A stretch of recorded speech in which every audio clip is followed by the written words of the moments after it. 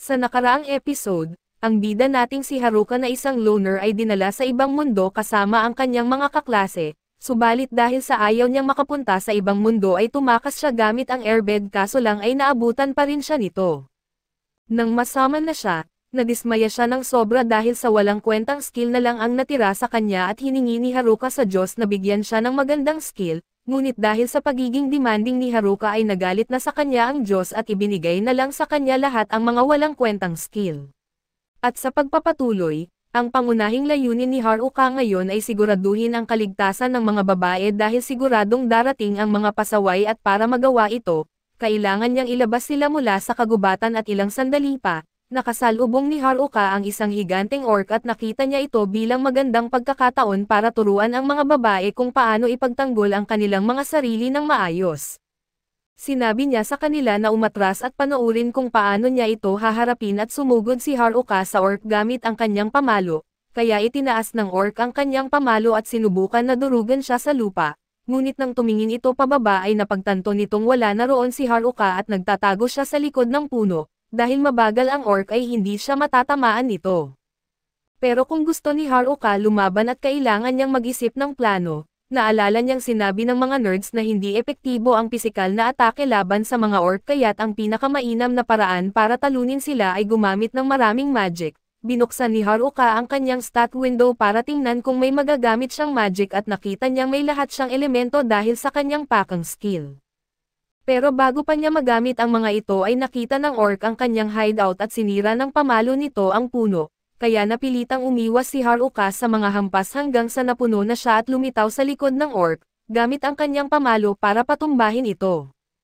Namatay ang orc mula sa atake na iyon na hindi inaasahan ni Haruka dahil hindi dapat gumagana ang pisikal na atake laban sa orc. Nagalit ang mga babae dahil hindi sila natuto sa ginawa ni Haruka kaya't humingi siya ng paumanhin at nangakong gagamit ng magic sa susunod para matuto sila.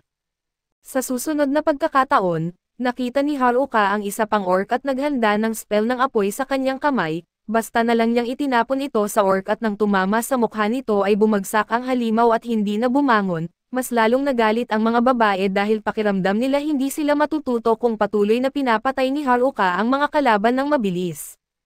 Kinagabihan ay nagkaroon sila ng maraming karne mula sa pub kaya nagdiwang sila ng barbecue at habang nagsasaya si Adrian, abala si Haruka sa likod na naglalagay ng mga bitag para hindi sila atakihin habang natutulog. May mga katangian din ang kanyang tent na hindi sila mahahanap ng mga kaaway kaya't naisip niyang magiging maayos ang lahat.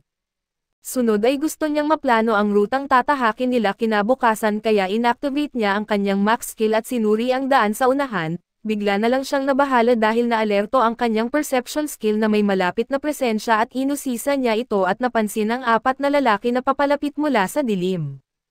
Nung una ay inisip niyang baka ito ang mga pasaway pero nang lumapit ang mga lalaki, na-realize niyang si Jim Bro lang pala ito kaya't na-relieve siya dahil hindi niya kailangang labanan sila at kasabay nito, napansin ni class rep si Haruka na may kausap na apat na lalaki sa malayo. Kahit hindi sila kalaban ay nagtataka pa rin si Haruka kung bakit naroon ang mga Jim Bro. Inisip niya na baka hinahabol nila ang mga babae pero mariing itinanggi ito ng mga bro at sinabing hinahanap nila si Haruka. Pinili niyang paniwalaan sila pero hindi pa rin niya maintindihan kung bakit ginagawa nila ang lahat ng iyon para maiwasan ang mga babae. Ipinaliwanag ng mga bro na hindi nila mapagkakatiwalaan ang mga babae at binanggit nila ang isang skill na mas masahol pa sa charm at puppeteer skills na gustong gamitin ng mga pasaway. Naalala ni Haruka ang tungkol sa hijack skill at ito mismo ang tinutukoy ng mga gym bro at malakas ang boses ng mga pasaway tungkol sa kanilang gustong gawin gamit ang kanilang mind control skills, pero wala ni isa sa kanila ang nagsabi tungkol sa hijack skill. Kaya ibig sabihin ay wala silang hijack skill at kung wala ang mga pasaway nito at wala rin ang mga nerds, nangangahulugang isa sa mga babae ang may hawak ng skill at itinatago ito sa lahat at nagbiro si Haruka sa mga bro at sinabing baka siya ang may hijack skill, pero hindi naman ito ikinabahala ng mga bro. Sa katunayan ay parang nakahinga pa ng maluwag ang mga gym bro dahil alam nilang si Haruka ay sobrang loner kaya hindi siya kailanman hahanap ng ibang tao para kunin ang kanilang mga skills. Inamin ni Haruka na wala siyang hijack skill at bagamat may subjugate skill siya na maaaring gawing alaga ang mga tao, pero hindi niya gusto itong gamitin. Gusto lang ng mga bro na ipaalam kay Haruka ang panganib ng hijack skill kaya't sinabi nilang babalik sila sa kagubatan para bantayan ang mga pasaway dahil mukhang nakakahinala ang mga ito at bago sila umalis, hiniling nila kay Haruka na humingi ng tawad sa class rep at sa mga babae dahil bigla silang umalis nang walang paalam. Kinabukasan bumangon ang lahat at napansin ni Haruka na mas masigla ang mga babae kaysa sa dati, kaya lumayo siya dahil parang nauubos ang enerhiya niya sa kanila. Habang naglalakad siya palayo ay lumapit ang class rep at sinabing may gusto siyang sabihin. Kinakabahan siyang sinabi kay Haruka na siya ang may hawak ng hijack skill pero matagal na itong alam ni Haruka. May appraisal skill kasi siya at nagulat si class rep na alam na ni Haruka dahil ang tanging mga taong nakakaalam ng kanyang skill ay ang mga nerds. Tinanong niya kung bakit hindi sinabi ni Haruka ito noon pa at bakit patuloy pa rin siyang tinutulungan. Simple lang at hindi iyon malaking bagay para kay Haruka at tinanong ni class rep kung hindi ba siya natatakot kay Haruka dahil ang hijack ay isang skill na nagbibigay kakayahan na nakawin ang skills ng iba sa pamamagitan ng pagpatay sa kanila, kaya sino man ay matatakot dito.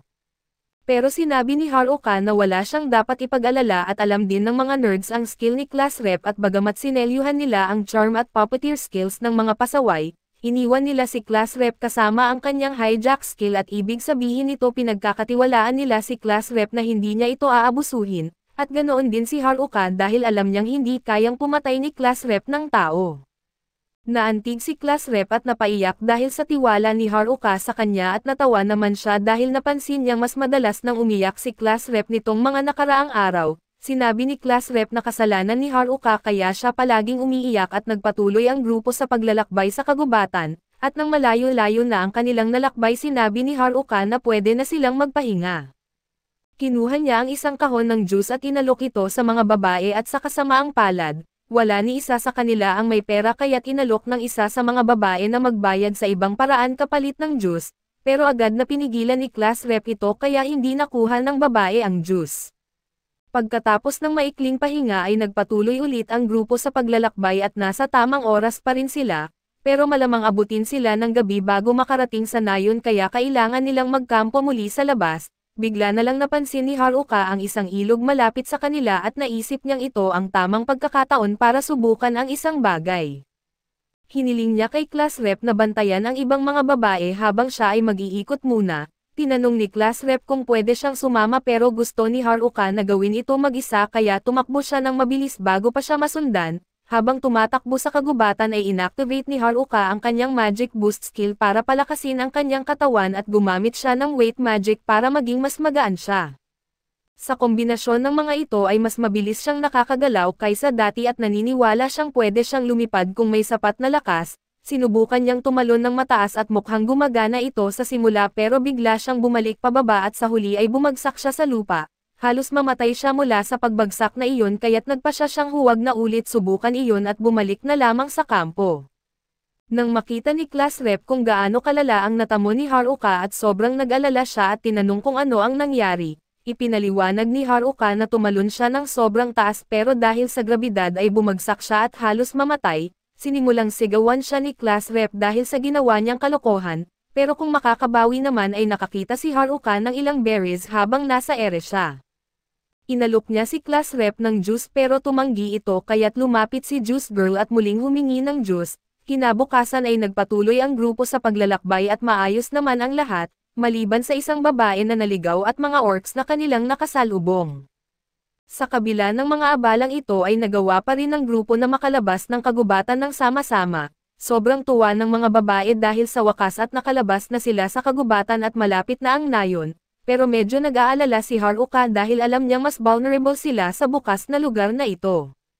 Naharangan ng mga burol ang kanyang tanaw kaya hindi niya makita kung nasaan ang nayon. Sinilip niya ang kanyang stat window para tingnan kung may skill na makakatulong, at sa kanyang gulat ay mayroon siyang bagong airwalk skill. Nakuha niya ito mula sa kanyang nabigong pagtatangka na lumipad kahapon at sinubukan niya ito, at tiyak na nagsimulang maglakad si Haruka sa hangin at napansin ni class rep na nawawala si Haruka, kaya nagsimula siyang maghanap at laking gulat niya nang makita si Haruka na lumulutang sa ere. Tumingin pababa si Haruka at sinabi na gusto lang niyang mag-scouting para masigurong ligtas ang daan sa unahan. tumingin siya sa malayo at sa una ay mukhang payapa ang paligid pero bigla niyang napansin ang isang grupo ng mga taga-nayon na inaatake ng mga lobo. Bumaba siya at sinabi kay class rep na wala siyang nakita kundi ilang tao na inaatake ng mga lobo. Naisip ni class rep na kailangan nilang tulungan ang mga tao pero sinabi ni Haruka na hindi ibig sabihin na dahil inaatake sila ng mga halimaw ay mabubuti na silang tao. Gusto ng lahat ng mga babae na magmadaling tulungan ang mga tao pero dahil sa distansya na kahit tumakbo sila ay hindi sila aabot sa oras.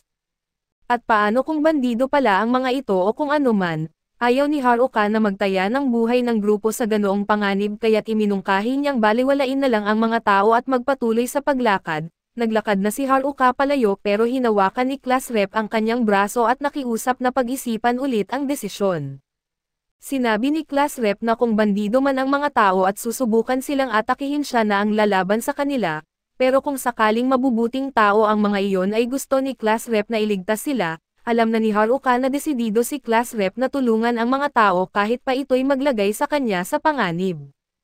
Pero sa totoo lang ay hindi pa sanay lumaban ang mga babae at hindi rin naman sila makakatulong kahit sumama sila, kaya sinabi ni Haruka na siya na lang ang haharap sa problema at mas malayo ang mga tao para takbuhin niya, kahit subukan niya ang weight magic mula kahapon ay malamang hindi pa rin siya aabot. Kaya naisip niyang subukan ang bago at gumamit siya ng magic boost at weight magic. Bilang final touch ay ginamit niya ang isang malakas na wind spell para magsilbing pangtulak at napakalakas ng spell na ito kaya nadamay si class rep ngunit hindi ito napansin ni Haruka, kaya't mabilis siyang lumipad patungo sa mga taga-nayon habang ginagamit ang airwalk para manatiling nakalutang. Napansin ni Haruka na may humihila sa kanyang kapa kaya lumingon siya at laking gulat niya nang makita si class rep na nakakapit sa kanya ng mahigpit. Takot na takot si class rep at ipinaliwanag na nadamay siya sa wind spell ni Haruka at masyadong mataas na sila para bumitaw at wala na siyang magawa kundi sumama sa biyahe. Nang malapit na sila sa mga taga-nayon ay sinubukan ni class rep na patigilan si Haruka pero ang problema, hindi pa naisip ni Haruka kung paano tumigil kaya't nag-crash landing sila sa gitna ng laban sa pagitan ng mga taga-nayon at mga lobo, dahil dito ay nawalan ng malay si class rep at lahat ng lobo ay agad na napatay. Laking gulat ng mga tao sa nangyari at hindi sila makapaniwala at habang wala pa sa malay si class rep, lumapit ang pinuno ng grupo at nagpasalamat kay Haruka sa pagligtas sa kanila at ipinakilala niya ang kanyang sarili bilang off-pair at ang kanyang kaibigan na si Gaek at kung hindi dumating si Haruka, malamang naubos ang buong grupo ni Off kaya't taos-puso ang kanilang pasasalamat. Tinanong ni Haruka kung ano ang ginagawa nila sa lugar na iyon at ipinaliwanag ni na Off-pair at Gaek na matagal nang inaatake ng mga lobo ang mga mangangalakal sa kapatagan, kaya't naglabas ng kahilingan ang Adventurers Guild na wakasan ang mga lobo at inakala nilang kaya nila, pero mabilis silang nalampasan ng mga lobo. Nasira ang kanilang karwahe kaya kailangan nilang buhatin ang lahat pabalik sa nayon. Wala namang magawa si Haruka habang hinihintay ang iba pang mga babae kaya't nagbahagi siya ng ilang inihaw na kabute na dala niya para sa mga emergency. Nagulat si Gaek na ibinahagi ni Haruka ang mga ito dahil ang mga ito'y stamina cup mushrooms na sobrang bihira dahil mabilis nitong pinapanumbalik ang stamina ng tao. Maya-maya ay dumating na ang ibang mga babae mula sa klase at tuwang-tuwa sila nang makilala ang mga elf at knight na mga babae mula sa grupo ni Off. Nagkasundo agad ang lahat at inalok ni Off na samahan sila patungo sa bayan na pinagmulan niya at di nagtagal, nakarating sila sa bayan ng Umo. Masaya silang makabalik sa sibilisasyon at samantala sa kagubatan, ang mga pasaway ay patuloy na nag-level up nitong nakaraang ilang araw at ngayon na nakakuha na sila ng sapat na karanasan at balak nilang habulin ang mga babae para bumawi pero bago iyon, kailangan nilang ma-unseal ang kanilang puppeteer at charm skills kaya't uunahin nilang puntahan ang mga nerds. Kaso dito muna matatapos ang recap natin, salamat sa inyong panonood hanggang sa muli.